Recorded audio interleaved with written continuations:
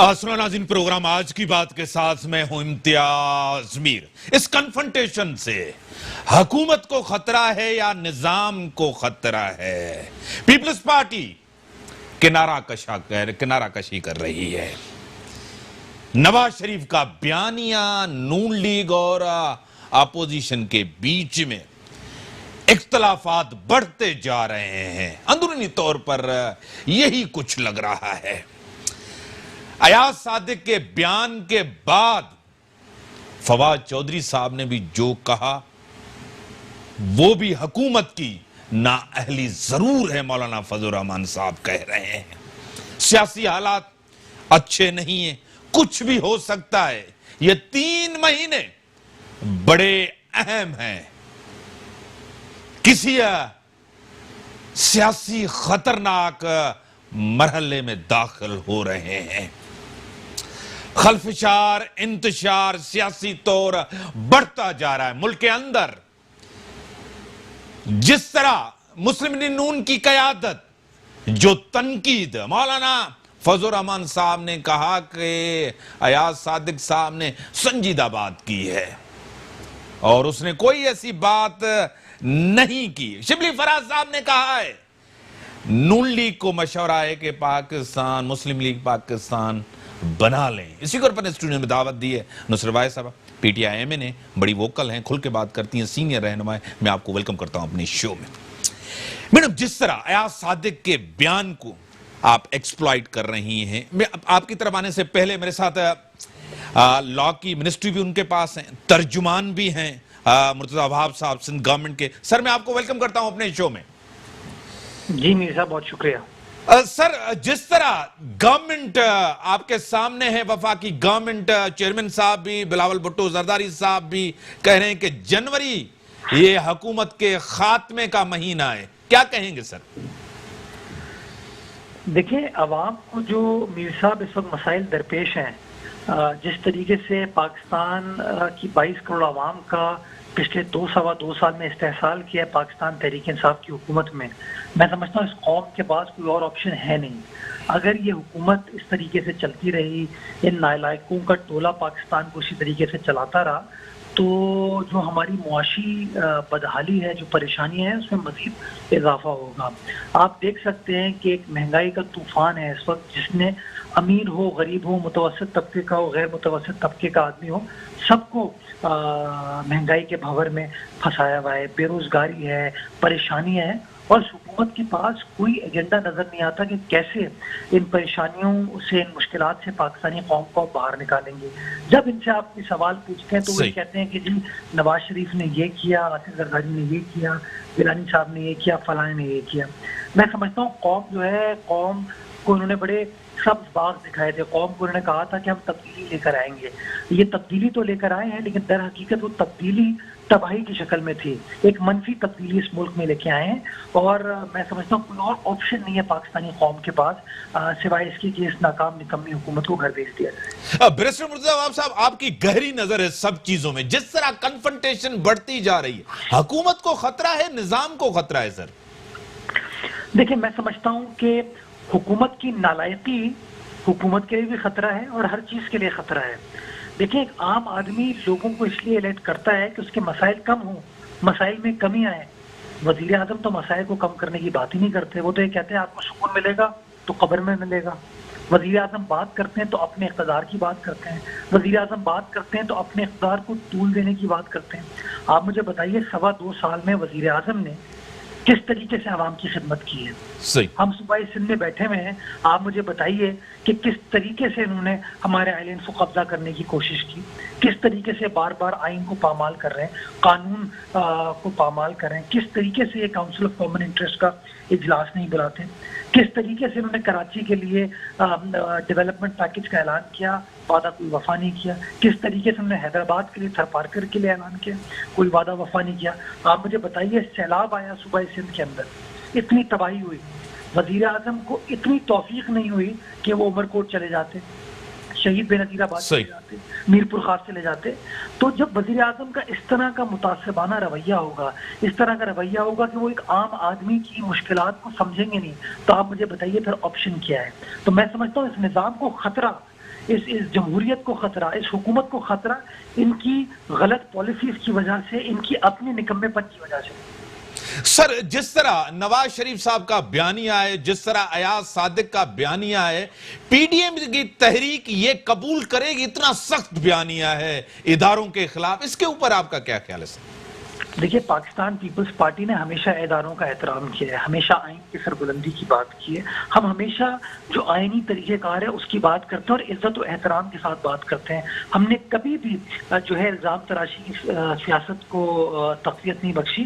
ہم پاکستان کی فیڈریشن میں بلیو کرتے ہیں، پاکستان کی 22 کروڑ عوام کے حقوق میں بلیو کرتے ہیں، پاکستان کی آئین کی سربلندی میں بلیو کرتے ہیں، اور ہم نے ہمیشہ، چاہے شہید ذوالفقار علی بھٹو ہوں، شہید محترمہ بے نظیر بھٹو ہوں، سابق صدر آصف علی زرداری صاحب ہوں، یا آج کل بلاول بھٹو زرداری صاحب ہوں، انہوں نے ہمیشہ پاکستان کا مقدمہ رکھا ہے، پاکستان کے حقوق کی بات کی ہے، پاکستان کی عوام کی حقوق کی بات کی، اور انشاءاللہ ہم ہمیشہ اسی موقف کے اوپر قائم رہیں گے۔ سر، شیخ رشید احمد صاحب بھی آ رہے ہیں، ڈرا رہے ہیں کہ ایک خطرناک مرحلے میں داخل ہو چکے ہیں، پچھتائیں گے، کچھ بھی ہو سکتا ہے۔ فواد چودھری صاحب کا بیان بھی ایک خطرناک بیان تھا سر، پلوامہ کے حوالے سے، اس حوالے سے کیا کہیں گے؟ میں سمجھتا ہوں پچھتا تو قوم رہی ہے سر۔ آپ اگر کراچی چلے جائیں، لاڑکانہ چلے جائیں، فیصل آباد، گجرانوالہ، کوئٹہ، پشاور، کہیں بھی چلے جائیں، میں سمجھتا ہوں عوام پچھتا رہی ہے اس تبدیلی کی وجہ سے۔ یہ تبدیلی بہت ہی خطرناک تباہی کی شکل میں آئی ہے، تو جو پچھتانا ہے، بعد میں شیخ صاحب کی اتفاق کرتا ہوں، اس وقت 22 کروڑ عوام پچھتا رہی ہے عمران خان صاحب کو وزیر اعظم کی کرسی پر بیٹھ کر دیکھ کے، ان کو شیروانی پہنا دیکھ کر قوم پچھتا رہی ہے۔ بڑی مہربانی۔ میرے ساتھ محترم جناب بیرسٹر مرتضیٰ وہاب صاحب، ترجمان سندھ حکومت، میرے ساتھ تھے، اور میرے ساتھ اسٹوڈیو میں محترمہ نصرت واحد صاحبہ پی ٹی آئی کے ایم این اے ہیں، سینئر رہنما، سینئر سیاستدان۔ میڈم، آپ کس طرح دیکھ رہی ہیں کہ ایک سخت موقف ہے آپ کا بھی، نون لیگ کا بھی، ملک مہنگائی، بے روزگاری، صورتحال آپ کے سامنے ہے؟ بسم اللہ الرحمن الرحیم۔ بہت شکریہ امتیاز صاحب، پروگرام نے اپنے چانس دیا بات کرنے کا۔ دیکھیں، ابھی مرتضیٰ وہاب صاحب جو پاکستان کی پکچر پورٹری کر رہے تھے کہ جو حالات ہیں اس وقت لاڑکانہ کے اور کراچی کے اور صوبہ سندھ کے اور پشاور کے اور پنجاب کے، تو باقیوں کو تو چھوڑیں، آپ صرف سندھ پہ آ جائیں۔ سندھ پہ پچھلے 12 سال سے کنٹینیوس یہ لوگ حکومت کریں، کبھی پورے ملک پہ اوپر، اور پھر اس کے بعد 18 امینڈمنٹ کے بعد ٹوٹل ان کا راج ہے سندھ کے اوپر۔ کون سی شہر، کون سی جگہ، کون سا ایسا شعبہ جس میں ان لوگوں نے ترقی کی ہو، وہ یہ بتا دیں، کیونکہ یہ آج سے تو نہیں ہے، ان کی پارٹی 50 سال پرانی ہے۔ 2 دفعہ بے نظیر صاحبہ آئیں، ان کی حکومت کس نے توڑی؟ نواز شریف نے۔ یہ تو مطلب ایک ایسی ہم جنگ لڑ رہے ہیں جس میں ان کو ان کے ساتھ متحد نہیں ہونا چاہیے تھا، بلکہ ہمارے ساتھ آنا چاہیے تھا، کیونکہ انہوں نے سارا سفر ہی ان کی وجہ سے کیا۔ آج نیب میں جتنے مقدمے کس نے کیے؟ نون لیگ نے ان کے اوپر کیے نا، جس کی وجہ سے یہ آج سفر کر رہے ہیں، آج وہ جیل میں ہیں یا ہاسپٹل میں ہیں یا مقدموں کا سامنا کر رہے ہیں، یا جو کچھ بھی کر رہے ہیں، یہ سب کچھ کرنے والے نون لیگ والے تھے۔ جب نیب نون لیگ نے بنائی ہے اور اس کے بعد آگے وہ چیزیں چلی ہیں اور ان کے اوپر ایک دوسرے کے اوپر یہ الزامات لگاتے رہتے تھے، اور اچانک شیر و شکر ہو گئے کہ جیسے کوئی بات ہی کبھی نہیں ہوئی۔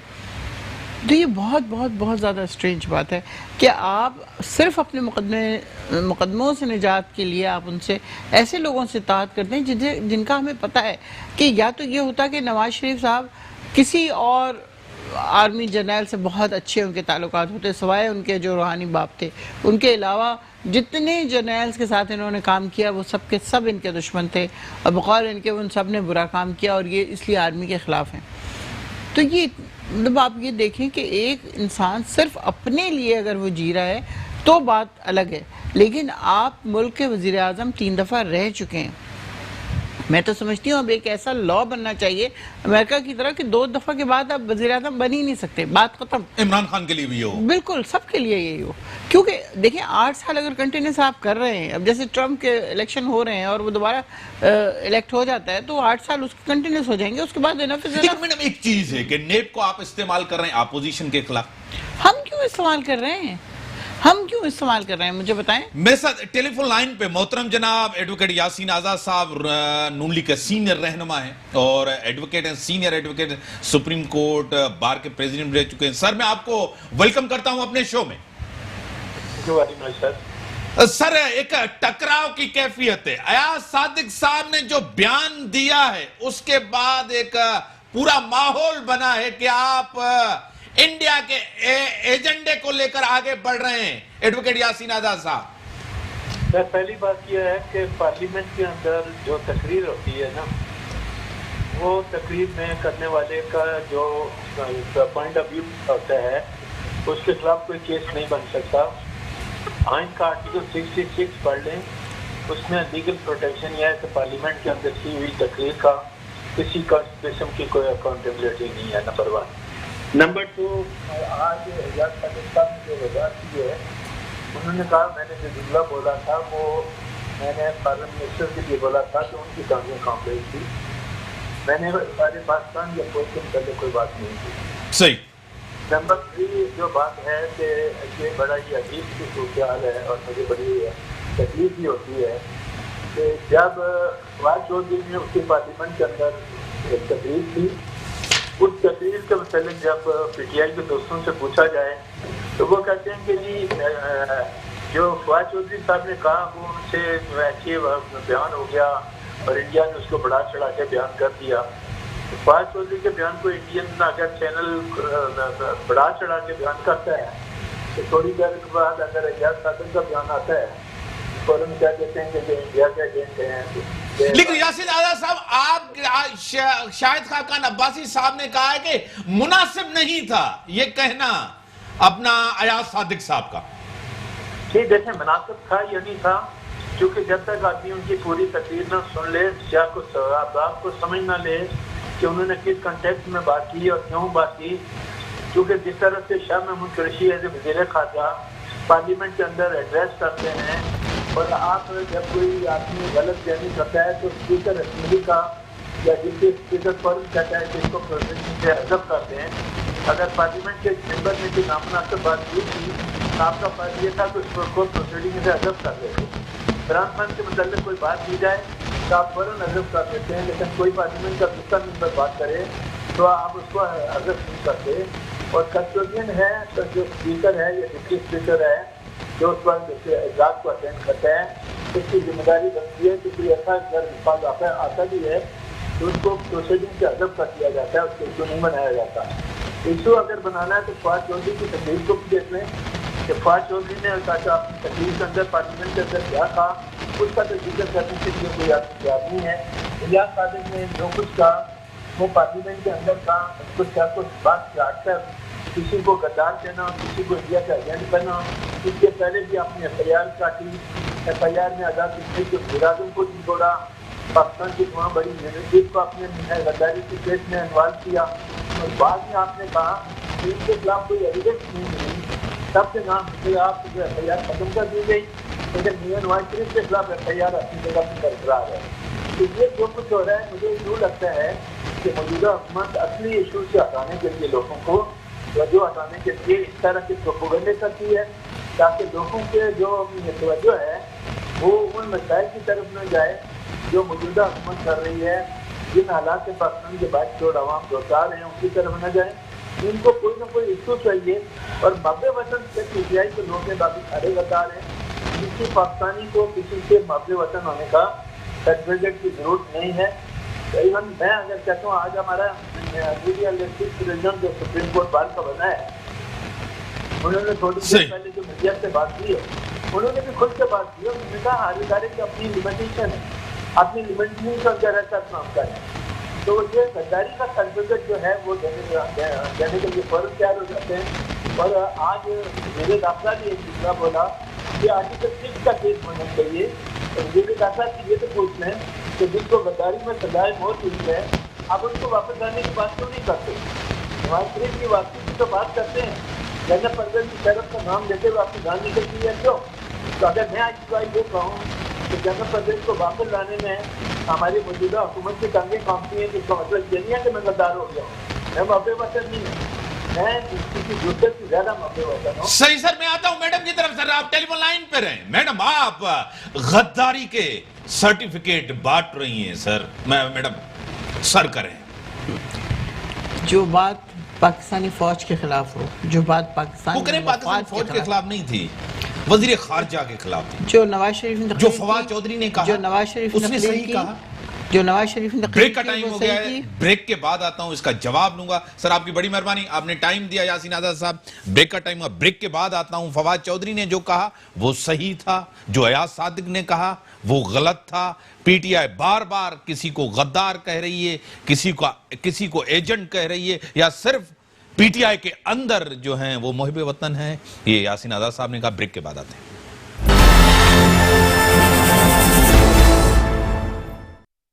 वेलकम नाज़रीन। मैडम, गद्दार, आप सबको गद्दार कह रही हैं, जो अपोजिशन है, पीडीएम वाले सारे गद्दार हैं, आपके पास जो है सारे मुहिब वतन हैं।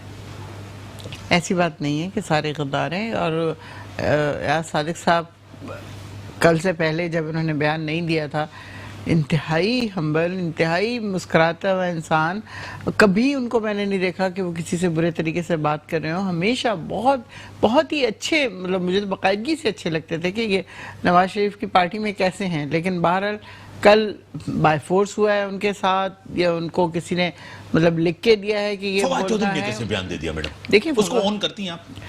ऑन करने से क्या मुराद है, वो गलत बयान दिया है उसने। क्योंकि देखिए इंडिया ने रात के अंधेरे में हमारे ऊपर हमला किया, हमने दिन की रोशनी में उसको बदला दिया।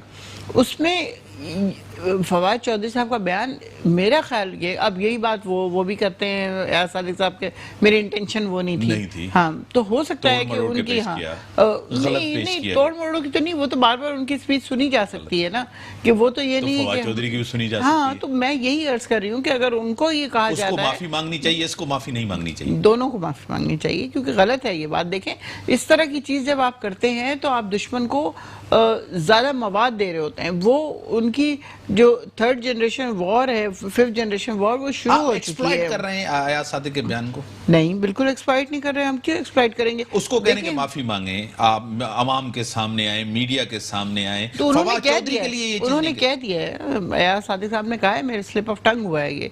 लेकिन बहरहाल उनके हाथ में पेपर था, वो स्लिप ऑफ टंग नहीं था, उनको लिख के दिया गया था कि उन्होंने ये बोलना है। उन्होंने बोला है, हमारे तो आपको पता है उनके पास कागज वागज कुछ नहीं होता, ये लोग स्पॉन्टेनियस बोलना शुरू करते हैं। मुराद सही बात किस तरह फवाद चौधरी साहब, फवाद चौधरी को मोस्ट प्रोबेबली रियलिटी का सही पता नहीं होगा, तो कैसे पता नहीं होगा? हो सकता है, मिनिस्टर रह चुका है, मिनिस्टर हैं वो अभी भी, बिल्कुल है, लेकिन उसको रियलिटी का पता नहीं, इसको रियलिटी का पता है।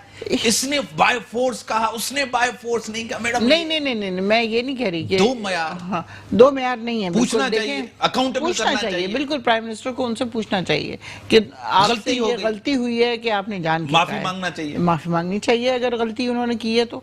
मैं तो इस बात को बिल्कुल, अगर मुझसे गलती होती है तो मैं फौरन माफी मांगूंगी, क्योंकि ये इंसान है ना, इंसान से गलती हो जाती है। अब जिस तरह अयाज सादिक साहब ने कहा कि मेरा स्लिप ऑफ टंग था, गलती से हो गया मुझसे, तो उस चीज को रियलाइज कर लेना चाहिए, क्योंकि उनका पिछला अगर बैकग्राउंड में इस तरह की कोई चीज है, पहले भी उन्होंने अगर इस तरह की कोई बातें की हैं, तो फिर जाहिर है बहुत अलर्ट हो जाना चाहिए। गवर्नमेंट अंडर प्रेशर है आपकी? देखिए, अंडर प्रेशर कर रहे हैं ये लोग, है नहीं ये आज आप शेख रशीद साहब ने कहा कि सियासी हालात काफी जो है ना खराब होते जा रहे हैं। जाहिर है जब सारी 13 जमातें एक साथ इकट्ठी हो जाएंगी तो एक पार्टी के खिलाफ तो हालात तो खराब होंगे। मुकाबला नहीं कर सकते ना आप अकेले? मुकाबला तो कर रहे हैं हम। किस तरह मुकाबला? क्यों नहीं कर रहे? हमारे उनका जलसा चलता है, आप प्रेस कॉन्फ्रेंसेस करते हैं, तो प्रेस कॉन्फ्रेंस तो 2.5 साल की कारकर्दगी आपकी ये किस तरह रूटीन है। मायूस-कुन कारकर्दगी है। बिल्कुल मायूस कुन नहीं है, बिल्कुल मायूस कुन नहीं है। ये अपोजिशन की जबान आप बोल रहे हैं। नहीं, मैं आपको बता रही हूँ, बिल्कुल मायूस नहीं। अवाम परेशान है, हमें इस बात की हम रियलाइजेशन है कि अवाम परेशान है, महंगाई बहुत ज्यादा हो गई है, लेकिन उसके साथ साथ ये नाकामी नहीं है जो आप कह रही हैं। नहीं, नाकामी नहीं है, अवाम परेशान है, महंगाई है, बेरोजगारी, ये नाकामी नहीं है, ये नाकामी नहीं है, ये है कि हम उन तमाम चीजों से लड़के यहाँ तक पहुंचे पिछले 2.5 साल में। जिसमें किससे लड़े? किसी इंसान से लड़ाई नहीं थी यहाँ पे, लड़ाई थी इकोनॉमिक्स से, यहाँ पे लड़ाई थी पैसे से, यहाँ पे लड़ाई थी जो डॉलर को जाली तरीके से, नोट को छाप के अरब रुपए आप लोगों ने लिया है। तो क्या करें, वो सारा पैसा तो बाहर ले गए। मतलब आपने लड़े से मुराद ये है कि आप मुझे बताएं, रोज का आपको सूद देना है, रोज का आपने कर्जा अदा करना है। پہلے دیتے تھے لیکن آرٹیفیشلی نوٹ چھاپ کے دیتے تھے اور سارا قرضہ ان لوگوں نے لیا ہوا تھا جس کو اتارنے کے لیے ہمیں بہت زیادہ چاہیے تھا اور پھر اس کے بعد آپ کو ڈیلی روٹین کے لیے چاہیے, آپ کو جو حکومت پاکستان چل رہا ہے اس وقت پورا کا پورا اس کے خرچے کے لیے چاہیے. سارا تو لے گئے یہ لوگ. مجھے بتائیں کیا پاکستان میں موجود ہے؟ ان کی صرف رائمنڈ کی جا کے جائیداد دیکھ لیں تو آپ حیران پریشان ہو جائیں گے کہ یہ کون رہ رہا تھا یہاں پہ, بابر یا جہانگیر یا عالمگیر, کون سا بادشاہ یہاں پہ رہ رہا ہے؟ اسی طرح کی ان کے سارے آپ جو کمٹمنٹ کر کے آئی ہیں نا وہ تو ہم کر رہے ہیں پورا. آپ یقین کیجئے کہ اس سال کے اینڈ تک, اس سال سے مراد تیسرے سال کے اینڈ تک پرائزز نیچے آئیں گی, مہنگائی ختم ہوگی اور ختم ہوگی. جی مہنگائی ختم ہوگی, چیزیں نیچے آئیں گی کیونکہ اب پھر آپ نے بڑی دعویٰ کر رہی ہیں عمران خان کی طرح, اپنے لیڈر میں دعویٰ نہیں اپنے کر پرائم منسٹر کی نہیں جس طرح وہ آنے سے پہلے اس نے بڑے دعوے کیے. نہیں وہ چیز بالکل الگ تھی. نہیں بالکل الگ بات تھی. آپ یہ دیکھیں کہ جب آپ کسی گڑھے میں گرتے نہیں ہیں تب تک آپ کو اس کی گہرائی کا اندازہ نہیں ہوتا.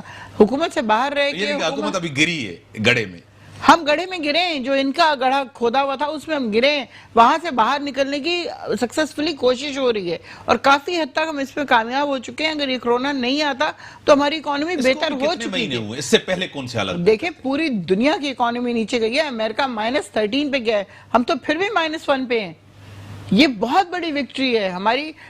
کرونا ڈیتھس دیکھ لیں, کرونا مریض دیکھ لیں, آج تک حکومت چل رہی ہے, چل رہی ہے الحمدللہ. ملک نہیں چل رہا. نہیں جی ملک نہیں چل رہا ہے. تباہ کر دیا, سیاست کو تباہ کر دیا, معیشت کو ہم نے نہیں تباہ کیا, معیشت کو تباہ کر کے یہ گئے تھے, معیشت کو تباہ کر کے یہ گئے تھے. ہم تو اسے دوبارہ فوجی اداروں کو اور پارٹیوں کو آمنے سامنے کیا ہے, آپ نے کیا ہے, ہم نے کیا. یہ سب وہ سے نواز زیادہ شریف کو لکھ کے ہم بھیجتے ہیں, الزام ہے, یہ ہم نواز شریف کو لکھ کے یہ آپ بھیجتے کا ہیں. الزام ہے. اپوزیشن سب سے بڑا, آپ چھپ رہے ہیں اداروں کے پیچھے. ہم کسی کے پیچھے نہیں چھپ رہے. ہم اس دفعہ فوج اور حکومت جو سول حکومت وہ ایک ساتھ چل رہی ہے, جو اس سے پہلے کبھی نہیں ہوا. یہ تو ہمیشہ ہوتا ہے. نہیں ہمیشہ نہیں ہوتا. اگر ہوتا تو دو سال میں ان کی حکومتیں نہ چلی جاتی. اگر ہوتا تو ایسا نہیں تھا کیونکہ یہ کام غلط کر رہے تھے اور یہ ہو نہیں سکتا کہ ISI اور دوسری جتنی ایجنسیز ہیں ان کو پتہ نہ ہو کہ یہ جو حکمران ہے کرپشن کر رہا ہے کہ نہیں کر رہا. اس لیے یہ لوگ ان سے ڈرے رہتے تھے اور یہاں پہ کوئی اس طرح کی بات نہیں ہے. دونوں ساتھ چلتے ہیں, ساتھ بات کرتے ہیں, آنکھوں میں آنکھیں ڈال کے بات کر رہے ہوتے ہیں. ISI کا کام تو نہیں ہے, نظر رکھے. دیکھیں جو بھی ایجنسیز ہیں, جو بھی ایجنسیز ہیں وہ سب کی سب ان کو پتا ہوتا ہے کہ حکمران جو ہے وہ کتنا کرپٹ ہے اور کتنا صحیح کام کر رہا ہے. اس دفعہ پہلی دفعہ بہت عرصے کے بعد ایک ایسا حکمران آیا ہے جو خود کرپشن نہیں کر رہا اور کوشش ہو رہی ہے. میں کسی گارنٹی نہیں دے سکتی. عامر کیانی کے اوپر غلط الزام لگے تھے. مجھے ایسے لوگ ملے ہیں مجھے جنہوں نے کہا ہے اس نے ایک پیسے کی کبھی کرپشن, وہ اسی لیے کہ جب اسکینڈل اتنے بڑھ جاتے ہیں تو پھر انسان اس کو سائیڈ میں کر دے. اسکینڈل بڑا, اگر وہ ایماندار تھا تو اس سے وزارت واپس نہیں لیتے. نہیں واپس کیوں نہیں لیتے, وہ لے کے پھر ان کو جنرل سیکرٹری بنا دیے تو پارٹی کا وزارت واپس لے کر جنرل سیکرٹری بنا دیا. پارٹی کا جنرل سیکرٹری تو اب وہاں پہ تو کوئی وہ پیسے کا کھیل نہیں ہے نا کہ چلو کیا ہوئی اس کی اکاؤنٹیبلٹی. اگر اس نے وزارت بھی واپس لی, میں بالکل یہ کہہ رہی ہوں کہ وہ چور نہیں تھے. پکی بات. جہانگیر ترین بھی چور نہیں ہے. جہانگیر ترین تو ایک فلو میں بیٹھے ہوئے آ رہے تھے, جب ساری عمر سے لوگ سبسڈی لے رہے تھے انہوں نے بھی لے لی. وہ آج پہلی دفعہ ہوا ہے یہ ہمیشہ سے یہ کام ہو رہا تھا. نہیں تھے چور. پھر کیوں دور ہوئے, پھر الگ کیوں ہوئے؟ دور اس لیے ہوئے کہ ان کے اوپر الزام لگا کہ انہوں نے کرپشن کی ہے. وہ تو اب آہستہ آہستہ پروف ہوگا کہ صحیح ہے کہ نہیں ہے. اگر نیب کا کیس ہے تو وہ چلے گا اور پھر پتہ چلے گا کہ کیا کیا تھا کیا نہیں کیا تھا. لیکن وہ آدمی کرپٹ نہیں تھا. وہ ایک چیز جو صدیوں سے ان لوگوں نے چلائی ہوئی ہے حکمرانوں نے, ان کی ساروں کی شوگر ملز ہیں, آپ کو پتا ہے. آپ نے کتنے پیسے باہر سے لائے, آپ نے لانا, یہ دیکھیں آپ نے دعویٰ کیا تھا نا خان صاحب نے, میں جب دیکھیں یہ جو وائٹ کالر کرائم ہے نا, اس میں سے چیزیں نکالنا بہت مشکل کام ہوتا ہے. ایک آدمی اس نے قتل کیا, اس کو پکڑ کے لے آئے, اس کو سزا دے دیں. لیکن یہ والی چیزیں جو ہوتی ہیں یہ بہت ہی ٹیکنیکل طریقے سے پرفارم ہوتی ہیں اور ان کو نکالنا اور ان سے کرنا اور واپس یہ پیسے واپس دیں گے اگر انہوں نے اس مقصد کے لیے چوری کیے تھے یا اس مقصد کے لیے باہر بھیجے تھے یا اس مقصد کے لیے جو اتنی بڑی بڑی جائیدادیں دنیا کی ہر کیپٹل میں ان کی جائیدادیں, یہ میں لکھ کے دے رہی ہوں آپ کو آج. آپ مطلب ابھی کوئی ثبوت نہیں لیکن مجھے پتا ہے. میرے ساتھ ٹیلی فون لائن پہ senior anchor person, senior journalist Masood Raza صاحب میرے ساتھ ٹیلی فون لائن پہ. سر میں آپ کو ویلکم کرتا ہوں اپنے شو میں. Thank you so much. Sir किस तरह देख रहे हैं, एक तरफ तो बड़ी एक्सट्रीम लेवल पे नून लीग है, उनके बयानात एक्सट्रीम लेवल पे, अयाज सादिक साहब ने जो बात की उसको कहा जाता है माफी मांगे, एक्सप्लॉइट कर रही है गवर्नमेंट वुजरा। दूसरी तरफ आपके फवाद चौधरी साहब भी हैं, उसका बयान भी आपके सामने, क्या कहेंगे? जी देखिए, जहां तक अयाज साहब के बयान का ताल्लुक है, मेरे ख्याल में ये तो नून लीग की एक मुसलसल पॉलिसी नजर आ रही है। आप चले जाएं, जब हुकूमत थी डॉन लीग से लेकर अब तक मुताबिक मौक़ों पर इस तरह की चीजें कर चुके हैं, और ये जो चीज हुई है ये तो इंतहाई खतरनाक हो गई। शायद संभाल नहीं पाए या जानबूझकर है, ये तो बाद में पता चलेगा। फवाद चौधरी साहब का जहां तक मामला है, फवाद चौधरी साहब ने बयान दिया, उसके बाद उन्होंने माजरत की उसके ऊपर, और उन्होंने कहा कि जी मेरा जो मैं कहना चाहता था उसका ये मतलब नहीं है। अगर अयाज सादिक साहब भी ये बात कर देते कि उन्होंने जो बात की है वो बिल्कुल गलत बात उनके मुंह से निकल गई, चले फिर भी माना जा सकता था, मगर वो ये बात मानने को तैयार नहीं। लेकिन वो कह रहे हैं कि गलत पेश किया गया है, गलत तोड़ मरोड़ के पेश किया गया है। मसूद साहब नहीं, वो तो आप देखिए ना, आप उस जुमले को लिख लीजिए, अगर तोड़ मरोड़ के पेश किया गया आप उसको लिख लीजिए और फिर उस जुमले की बुनाई देखें, उसकी कंस्ट्रक्शन आप देखें, तो वो जुमले की कंस्ट्रक्शन बिल्कुल वही है जो बयान की जा रही है।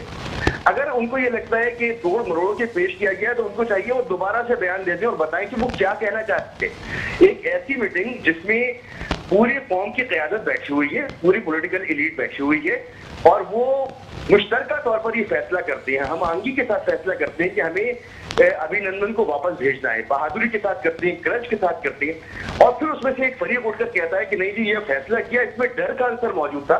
तो फिर इसका मतलब ये है कि उस वक्त आपने दरअसल भारत को बेल आउट कर दिया ना। इतने अरसे से आप देखें मोदी की हिम्मत नहीं थी बात करने की, उनके बहरिया के चीफ की फिजाइया के चीफ की हिम्मत नहीं थी, वो टीवी पे आके कह रहा है कि जी हमारी स्ट्रेटजी बिल्कुल ठीक, और हम इसके बाद जो जवाब देते उससे पाकिस्तान डर गया। आज आप देखें कि भारत से ये आवाजें आ रही हैं कि 15 तारीख तक भारत जो है वो पाकिस्तान पर और चाइना पर एक साथ हमला कर दे। ये सब कुछ किसके बाद हो रहा है? ये अयाज सादिक साहब के बयान के बाद हो रहा है। तो इसका जो जिस तरह से इसको लिया गया है वैसे ही लिया गया जैसे ये बयान दिया गया था। तो अक्लमंदी तो ये होती कि वो अपने बयान से कहते कि जी मेरी कंस्ट्रक्शन गलत हो गई जुमले की, मैं इस जुमले को वापस लेता हूं और मैं ये कहना चाहता था, वो अपनी वजाहत कर देते। क्या मसूद रजा साहब आपको लग रहा है कि ये लॉन्च किया गया है, उसको लाया गया है, उसको बयान दिलवाया गया है उसको, क्योंकि वो खामोश रहते हैं, आपको पता है वो बात करते नहीं है, क्या आपको पता है प्री प्लान था ये सब कुछ लिखा हुआ? वो बहुत सुलझे हुए आदमी हैं, मेरी जाती उनसे मुलाकातें हैं, बहुत सुलझे हुए आदमी हैं। स्पीकर जितने अरसे रहे बहुत अच्छी तरह से उन्होंने ऐवान को चलाया।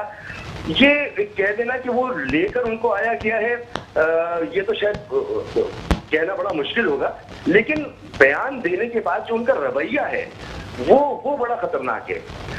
गलती मुझसे भी हो सकती है, इम्तियाज भाई आपसे भी हो सकती है, हमारे और जो मेहमान यहाँ बैठे सबसे हो सकती है, और जब गलती हो जाए तो गलती को कबूल करने के बाद आप उसकी करेक्शन करते हैं, मगर आप करेक्शन नहीं कर रहे बल्कि आप इस बात पर मुझे हैं कि जो उन्होंने जुमला कहा वो बिल्कुल ठीक था, हालांकि उस जुमले की कंस्ट्रक्शन बिल्कुल ठीक नहीं है। सही। आप देखें कि अब जो दो नाम है उसके बीच में उन्होंने जिक्र किया है पसीने बहने का और टांगे कांपने का, किसके लिए बात कर रहे थे?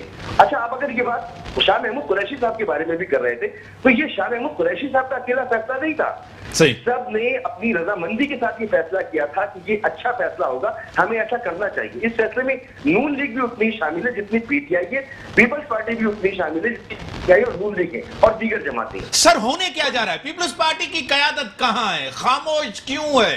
पीडीएम के अंदर एक्टिव क्यों नहीं? बिलावल भुट्टो जरदारी साहब को किनारा कशी, क्या लग रहा है आपको? नहीं, अगर आपको ये लगता है कि पीपल्स पार्टी की खामोशी हम इस वजह से समझे कि वो नवाज शरीफ के बयानिए को टो नहीं कर रहे, तो वो नवाज शरीफ के बयानिए को टो नहीं करेंगे, उनको सूट ही नहीं करता। इवन नवाज शरीफ साहब की अपनी पार्टी में उनके बयानी को टो करने को तैयार नहीं है, चंद लोग हैं, और मुझे लगता है कि नवाज शरीफ साहब की पॉलिटिकल आइसोलेशन का वक्त हो रहा है, जैसे जैसे वो इस बयानिए पे चल रहे हैं, उनके अपने लोग शायद उनको छोड़ के चले गए। पीपल्स पार्टी को अगर आप देखें तो वो बहुत स्मार्टली प्ले कर रहे हैं, اس وقت بلوچستان زرداری گلگت بلتستان میں، اور روزانہ وہاں پر وہ جلسے کر رہے ہیں، اور جو جلسے کر رہے ہیں اس میں وہ للکار رہے ہیں عمران خان صاحب کو، ان کی حکومت کو. اتنا مضبوط ایجنڈا، اتنا مضبوط بیانیہ موجود ہے اپوزیشن کے پاس کہ موجودہ حکومت نہ تو مہنگائی کو کنٹرول کر سکی، نہ مافیاز کو کنٹرول کر سکی، نہ ریفارم لا سکی، نہ وہ اپنے منشور پر عمل کر سکی. ٹوٹل فیلئر نظر آتا ہے. اس فیلئر کو کیش کرانے کا وقت تھا، اور آنے والے دنوں میں ہم سب جانتے ہیں حکومت خود کہہ سکتی ہے کہ گیس کا بحران کھڑا ہوا ہے، سردیاں ہوں گی، گیس کا بحران ہوگا، مہنگائی ہوگی. بہترین وقت تھا یہ اس ایجنڈے پر سیاست کرنے کا. تو پیپلز پارٹی اسی ایجنڈے مجھے سیاست کرتی نظر آ رہی ہے. نون لیگ نے جو ٹریک چینج کیا ہے، مجھے یہ لگتا ہے کہ اس سے پی ڈی ایم کی جو تحریک ہے اس کو نقصان کس کا پہنچا ہے اس کو. بڑی مہربانی محترم جناب مسعود رضا صاحب، senior income person, senior journalist میرے ساتھ ٹیلی فون لائن پہ تھے. بریک کا ٹائم ہو گیا، بریک کے بعد آتے ہیں. نہ منشور پہ عمل ہوا، نہ وعدوں پہ عمل ہوا. اس گورنمنٹ نے، عمران خان نے اتنا بڑا ایجنڈا، اتنا بڑا بیانیہ ہے اپوزیشن کے سامنے. بریک کے بعد آتے ہیں. ویلکم. ہاں میڈم، جو آپ نے کمٹمنٹ کی تھی اپنے منشور میں، جو وعدے دعوے کیے تھے، جس طرح مسعود رضا صاحب کرے، تو کوئی ایک بھی بڑا بیانیہ ہے یہ اپوزیشنز کے پاس جس کو لے کے بلاول صاحب چل رہے ہیں، کیا کہیں گے؟ بالکل صحیح کہہ رہے ہیں وہ، کیونکہ ظاہر ہے جو کلیم ہم نے کیا تھا وہ ابھی تھوڑی دیر پہلے میں نے بات کی تھی کہ ہم اس حکومت کے گڑھے میں گرنے سے پہلے کے وہ تھے سارے. جب ہم اس میں آئے ہیں حکومت میں تو ہمیں پتہ چلا ہے کہ ایک ایک ادارہ 100 ارب کے نقصان پہ. اتنا پتہ نہیں تھا. پتہ تھا 22 سال کی جدوجہد خان نہیں، 22 سال کی جدوجہد یہ تھوڑی تھی کہ وہ حکومت کی وہ پارٹی بنائی، لوگ آئے گئے، تو آپ کو پتہ نہیں تھا 22 سال کی جدوجہد کو؟ یہ آپ پتہ بول رہے ہیں، پھر ہے میں ان کی بات معیشت کروں. سیاست کیا تھی؟ معیشت، سیاست، سب کچھ، ہر چیز کا اندازہ تھا. پتہ اس لیے نہیں تھا کہ حکومت کی نہیں تھی اس سے پہلے. جو کے پی میں چل رہی تھی وہ آپ کو پتہ ہے کہ پچھلے 5 سال میں کتنی زیادہ کامیاب ہوئی ہے، کہ لوگوں نے ڈبل ووٹ دیا. آپ کو پتہ ہے کے پی کے لوگ دوبارہ کبھی نہیں ووٹ دیتے اس آدمی کو جو ناکام ہو. تو وہاں پہ بے انتہا اچھی حکومت کرنے کے بعد خیال تھا کہ جب یہاں پہ حکومت کریں گے تو وہ بھی بہت اچھے یعنی کہ طریقے سے کے ہو پی کے جائے میں گی. اچھی حکومت تھی تو آپ کو اچھی حکومت ملی نا. پیپلز پارٹی یہی سندھ میں کہتی ہماری اچھی حکومت تھی تو ہمیں حکومت نہیں ملی. بھائی، یہ بات نہیں ہے. وہاں معیار الگ، انہوں نے اچھی حکومت کی تھی تو ان کو ووٹ ملا. ٹھیک ہے، پیپلز پارٹی والے کہتے ہیں، وہ تو خیر کہتے رہے، میں ان کے اس کے اوپر بالکل اعتراض نہیں کر رہی. آپ خیبر پختونخوا میں یہ کیوں بات مان رہی ہیں؟ کیوں نہیں مانوں میں؟ تو یہاں یہ لوگ کہتے ہیں ان کی بات کیوں نہیں مان رہی؟ ٹھیک ہے، میں تو کہہ رہی ہوں کہ ٹھیک ہے، انہوں نے بہت اچھی حکومت کی ہوگی، تبھی تھر میں لوگوں کو نہ انجیکشن مل رہا ہے، نہ کتے کاٹے کا کچھ مل رہا ہے، نہ ویکسین مل رہا ہے. بی آر ٹی صرف ایک چیز ہے، صرف ایک چیز ہے، وہ انجینئرنگ کی فلاٹ تھی. نہیں، وہ چل رہی ہے اب ماشاءاللہ اتنی زیادہ اچھے طریقے سے چل رہی ہے. وہ جب سٹارٹ ہوئی ہے تو اس کے بعد لوگوں نے اتنا جب میں غفیر درخت وہ لگ رہے ہیں، ابھی تک لگ رہے ہیں. ہمیں تو کہیں نظر نہیں آ رہے. ٹھیک ہے، ان کو نہیں نظر آ رہے ہوں گے لیکن درخت لگے ہیں، درخت لگے ہیں. تو یہ وہ چیزیں ہیں جس سارے نہیں، یہ ساری وہ چیزیں ہیں جو ایکچولی نظر آئیں گی 10 سال کے اندر. اس سے پہلے نظر آ نہیں سکتی. 10 سال کی یعنی حکومت وفاق میں بھی چاہیے، بالکل چاہیے. بلکہ جو آپ نے ملک کی یہ حالت کی ہے، اس کے بعد بھی آپ کو لوگ ووٹ دیں. ہم نے نہیں کی، یہ انہوں نے حالت کی تھی، اس کو ہم سدھارنے کی کوشش. میرے ساتھ ٹیلی فون لائن پہ محترم جناب سردار رحیم صاحب، جی ڈی اے کے رہنما ہیں، پی ایم ایل ایف کے بھی سینئر رہنما، سینئر سیاستدان ہیں. سر میں آپ کو ویلکم کرتا ہوں اپنے شو میں. سر، گورنمنٹ کی پرفارمنس وفاقی گورنمنٹ کی آپ کے سامنے ہے سر. 2.5 سال کا عرصہ گزر چکا ہے سر، کارکردگی آپ کے سامنے ہے. اب تو گورنمنٹ پہ تنقید بنتی ہے سردار صاحب. جی ہاں، اصلاح کی تو ہمیشہ وہ ہوتی ہے، گنجائش ہوتی ہے، اور میں سمجھتا ہوں کہ ان کو اب چیزوں کا جو ہے وہ جائزہ لینا چاہیے، اور جو کمزوریاں اس پہ ان کو نظر ثانی کرنی چاہیے. جو ٹیم ہے ان کی پرائم منسٹر کی، ہم سمجھتے ہیں کہ وہ کمزور ہے اور شاید نااہل بھی ہے. تو ان کو عوام کی بہتری کے لیے اپنی جو ہے صفحیں درست کرنی چاہیے. سر، ترجیح اس گورنمنٹ کی کیا ہے؟ صرف تنقید کرنا، پریس کانفرنسز کرنا عوام ترجیح نہیں ہے؟ صرف نواز شریف کے اوپر تنقید ان کی ترجیح ہے سر؟ نہیں، 2-3 چیزیں ان کے کریڈٹ میں جاتی ہیں. جو ایک تو دیکھیں، انہوں نے کشمیر کا مسئلہ اٹھایا ہے دنیا میں. جو پرائم منسٹر گئے تھے یونائٹڈ نیشنز میں، جو انہوں نے کشمیر کا معاملہ اٹھایا، میں سمجھتا ہوں اس سے پہلے اس سے زیادہ طاقتور وزیر اعظم امریکہ گئے ہیں، یونائٹڈ نیشنز میں گئے ہیں، لیکن انہوں نے چپ سادھی ہوئی تھی. اور کشمیر کا جب تک مسئلہ حل نہیں ہوتا، اس خطے میں امن نہیں آ سکتا. تو یہ میں سمجھتا ہوں کہ ان کے کریڈٹ میں جاتا ہے. دوسری بات یہ کہ جو امپورٹس انہوں نے کم کیے ہیں اور ایکسپورٹس جو ہیں اتنی زیادہ خاطر خواہ اس میں اضافہ نہیں ہوا ہے, لیکن پھر بھی تھوڑا بہت اضافہ ہوا ہے, تو یہ بھی ان کے کریڈٹ میں جاتا ہے. سر ایک تو آپ جو ہے نا آئی بی اے کے گریجویٹ ہیں, اور میں آپ سے دو چیزیں پوچھ لیتا ہوں. انہوں نے تقریباً 36 سے 38 ہزار ارب روپے قرضہ لیا ہے سر, یہ بھی ان کی کریڈٹ میں جاتا ہے. ایک چیز نہیں میں اس پہ آ رہا ہوں نا. تو تیسرا یہ کہ 36 ہزار ارب روپے سر قرضہ لیا ہے, اور G D P growth in کے ہاں نیگیٹو ہوئی ہے سر. جی ہاں, دیکھیں یہ ایسا نہیں ہوتا نا کہ ایک دم سے کوئی چیز ہے سوئچ آن آف کر دی ہے. اگر پچھلی مس مینجمنٹ ہوئی ہو, قرضے لیے ہوں اور جو اکانومی کو آپ نے گروی رکھوا ہے وہ, تو پھر ظاہر ہے اس کا اثر تو پھر اگلے دور میں ہوتا ہے نا. اسی طریقے سے اگر پروجیکٹس پہلے شروع ہوئے ہیں اور صرف تفتی جو ہے فیتے دوسری آنے والی حکومت کاٹتی ہے, تو ان کے کریڈٹ میں نہیں جاتا جو فیتے کاٹ رہے ہیں, پچھلی حکومت کے کریڈٹ میں جاتا ہے. اور سر دوسری سب سے بڑی غلطی گورنمنٹ نے جو آئی لینڈز کے حوالے سے کی, جس کو آپ نے بھی ایک قرارداد سندھ اسمبلی میں پاس ہوئی, آپ نے پیپلز پارٹی کا ساتھ دیا سر. یہ سب سے بڑی بلنڈر, سب سے بڑی غلطی اس گورنمنٹ نے کی صدارتی آرڈیننس لا کے. نہیں, ہم نے پیپلز پارٹی کا ساتھ نہیں دیا, ہم نے سندھ کا ساتھ دیا. کیونکہ سندھ کی زمین ہم سمجھتے ہیں کہ یہ قانوناً آئین کے طور پر اور اخلاقاً یہ جو ہے اگر وفاقی حکومت کی آئی لینڈز پر نظر ہے تو وہ غلط ہے اور ہم اس کے مخالف ہیں. نظر یا بدنیتی سر؟ آپ کو میں خبر دیتا ہوں میر صاحب, یہ 10 لاکھ ایکڑ بنتا ہے جو کہ جزائر ہیں. ہاں سر, 2 جزیرے نہیں ہیں. ہاں سر, 10 لاکھ ایکڑ ہیں ٹوٹل رقبہ جزائر کا, جس پہ ہم الگ سے پریس کانفرنس بھی کریں گے. تو یہ جو ہے وہ پوری ایک سمجھیں کہ آکیوپائی کرنا چاہتے ہیں, قبضہ کرنا چاہ رہے ہیں, زمین پہ قبضہ کرنا چاہتے ہیں. تو جیسے فوج ایک گزرتی ہے نا دوسرے ملک پہ قبضہ کرتی ہے, اسی طریقے سے 10 لاکھ ایکڑ اگر سندھ کی زمین پر وہ ہتھیا لی جائے تو یہ تو ہم برداشت نہیں کریں گے. سر دوسری آپ ایک چیز کہیں کہ پی ڈی ایم کی تحریک, آپ اور ہم ڈسکشنز کرتے تھے کہ تحریک نہیں چلے گی, یہ ساتھ نہیں ہوں گے. تحریک بھی چلی, ساتھ بھی چلے, احتجاج, سب چیزیں, جلسے, سب چیزیں ہو رہی ہیں سر. 3 بڑے کامیاب جلسے ان لوگوں نے کیے ہیں, کیا کہیں گے؟ میر صاحب یہ سوال نواز شریف بوجھ پیپلز پارٹی اٹھا سکتی ہے؟ بیانیے کا تو بوجھ نہیں اٹھا سکتی. جی, بیانیے کا بوجھ پیپلز پارٹی نہیں اٹھا رہی. ہاں, تو پھر اس کا جو مستقبل ہے وہ خود آپ اس پہ تجزیہ کر سکتے ہیں کیا ہوگا. لیکن گورنمنٹ کی غلطیاں بھی آپ کے سامنے ہیں سر. نہیں, وہ اپنی جگہ پر ہے, لیکن فوج کو اس طریقے سے ملوث کروانا اور اس طرح سے بات کرنا باہر بیٹھ کے, آپ ملک کے اندر ہوتے دوسری بات تھی. آپ نے پیسے آپ کے باہر ہیں, آپ کے بیٹے باہر ہیں اور آپ باہر ہیں. بھائی یہاں پر ہمارا کلچر ہے, بیٹی کو تو ہم اس طرح سے کچھ نہیں ہو سکتا نا, نیانی ہے ہماری. تو لیکن بیٹے باہر ہیں, پیسے باہر ہیں, اور پھر یہ اس طرح کی باتیں اگر آپ کریں گے تو پھر اس بیانیوں کو پیپلز پارٹی تو صدر صاحب آپ حقیقت بات کرتے ہیں, خان صاحب بھی اداروں کو پیچھے چھپ نہیں رہے سر. سر ہم سب سے بڑے وکٹم تو ہمیں نا 2018 کے الیکشن میں ہمیں جیتے 6 بجے کے بعد جو ہے وہ فارغ کر دیا, تو ہم کیا کمنٹ کریں اس پہ. بڑی مہربانی. سردار رحیم صاحب جی ڈی اے رہنما, سینئر رہنما تھے میرے ساتھ ٹیلی فون لائن پہ. انہوں نے بھی کہا آپ نااہل ہیں.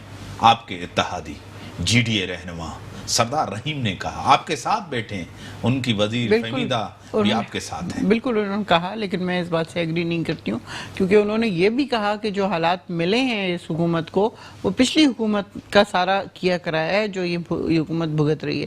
تو جب ہم اس فیز سے نکل جائیں گے جو انہوں نے ڈیمیج کیا ہے ملک کو, تو اس کے بعد جو کچھ کر رہے ہوں گے تو پھر اس کے بعد یہی سب لوگ پریز کر رہے ہوں گے, یہی سب لوگ کہہ رہے ہوں گے کہ یہ اہل تھا, اس نے پاکستان کو انتہائی برے حالات سے نکال کے یہاں تک پہنچایا ہے, اور انشاءاللہ 5 سال کا جب ختم ہوں گے تو آپ سب لوگ یہ کہہ رہے ہیں. بڑی مہربانی میڈم. سینئر رہنما, سینئر سیاستدان پی ٹی آئی کے میں نے نصرت وائس میرے ساتھ تھی. دیکھتے ہیں کیا ہوتا ہے. ایک سخت موقف ہے نون لیگ کا, اور جس کو پی ڈی ایم کے اندر پیپلز پارٹی بھی حمایت کرنے کے لیے تیار نہیں ہے. ملک کے اندر بے روزگاری, مہنگائی اپنے عروج پر ہے. 2.5 سال کا تقریباً عرصہ गुजरने वाला है, लेकिन कोई एक कमिटमेंट मंशूर के ऊपर इस गवर्नमेंट ने अभी तक कोई एक वादा भी पूरा नहीं किया। इंतशार, खलफिशार, एक सियासत खतरनाक मराहल में दाखिल हो चुकी है। ये 2-3 महीने बड़े खतरनाक है। क्या होने जा रहा है, इसी के साथ दीजिए इजाजत। अल्लाह हाफिज।